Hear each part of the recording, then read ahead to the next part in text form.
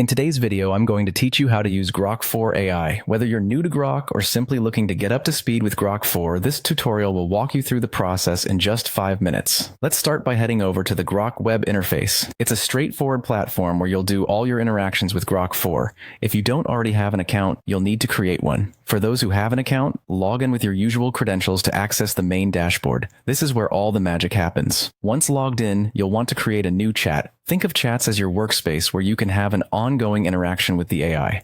You'll usually find the option to start a new chat clearly marked on the interface. Click on it, and you're ready to go. In this chat, you'll be able to define what kind of conversation or task you want the AI to assist you with.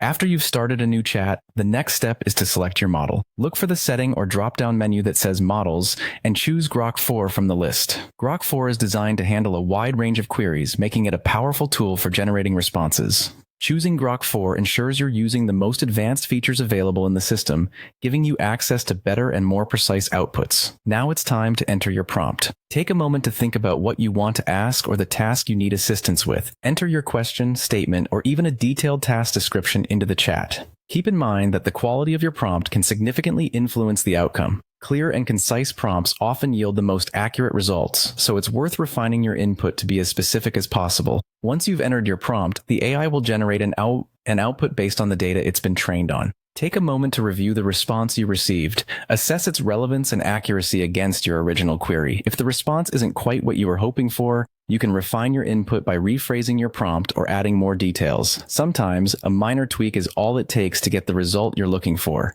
And there you have it. You've learned how to navigate through the Grok 4 web interface, start a new chat, select the Grok 4 model, enter a prompt, and review and refine the AI's response.